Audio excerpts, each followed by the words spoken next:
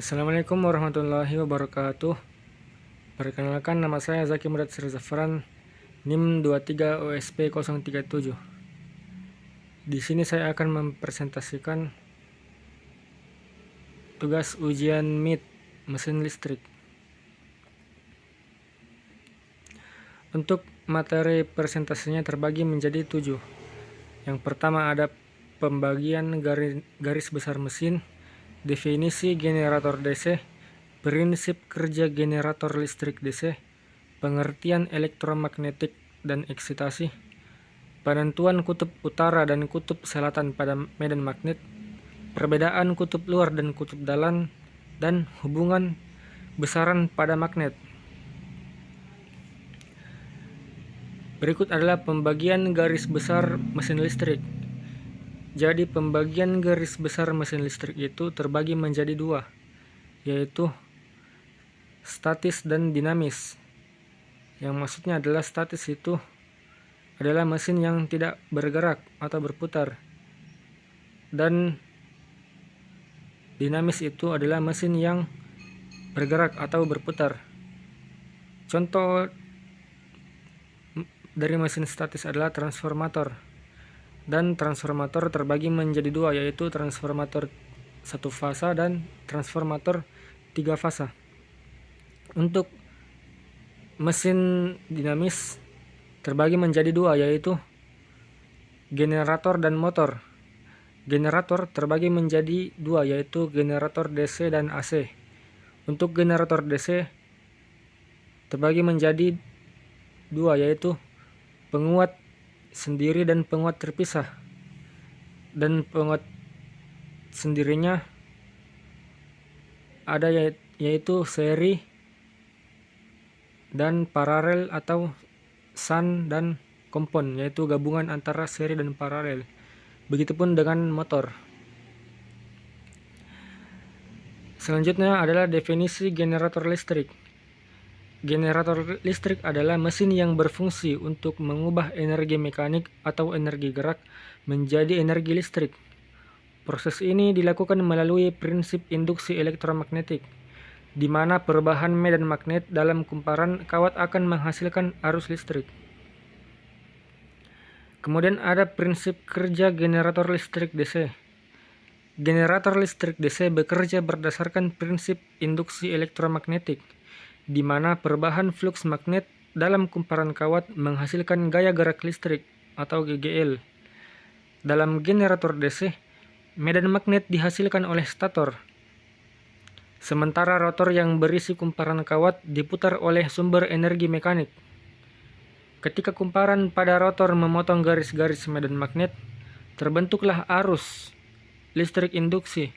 Namun arus yang dihasilkan secara alami adalah arus bolak-balik AC. Untuk mengubahnya menjadi arus searah, generator DC menggunakan komutator, yaitu cincin yang dibagi menjadi beberapa segmen dan berputar bersama rotor. Komutator bekerja dengan mengalihkan polaritas arus, sehingga arus yang keluar dari generator selalu mengalir dalam satu arah. Selanjutnya adalah pengertian elektromagnetik dan eksitasi. Elektromagnetik adalah ketika arus listrik dan medan magnet saling mempengaruhi.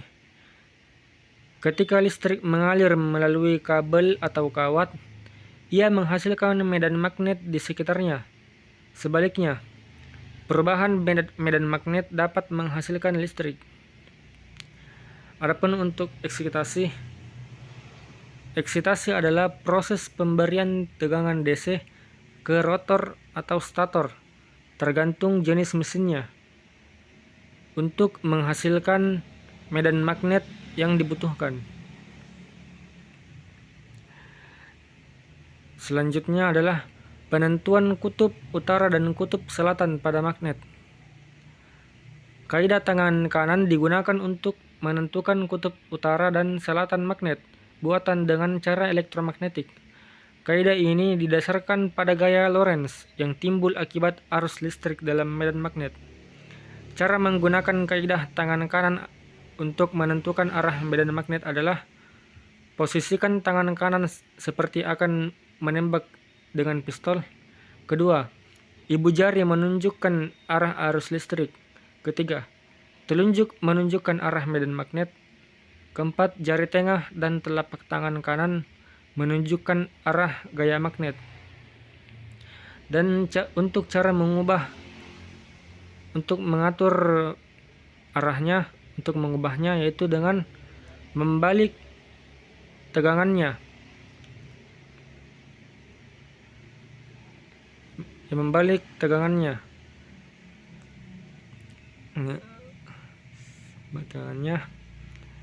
Dan cara kedua adalah membalik belitannya. Perlu diingat untuk membaliknya itu cuma perlu satu, yaitu antara tegangan inputnya tegangannya yang dibalik atau balitannya. Kalau dua-duanya dibalik, maka tidak akan terjadi perubahan arah kutub. Selanjutnya adalah perbedaan kutub luar dan kutub dalam. Kutub luar atau stator. Stator adalah bagian motor yang diam, menghasilkan medan magnet yang berinteraksi dengan medan magnet rotor. Interaksi ini menghasilkan gaya putar. Komponen stator terdiri dari kumparan atau magnet permanen yang terpasang pada rangka motor. Sama seperti rotor, stator dapat menggunakan kumparan yang dialiri arus listrik atau magnet permanen untuk menghasilkan medan magnet. Kemudian kutub dalam atau rotor.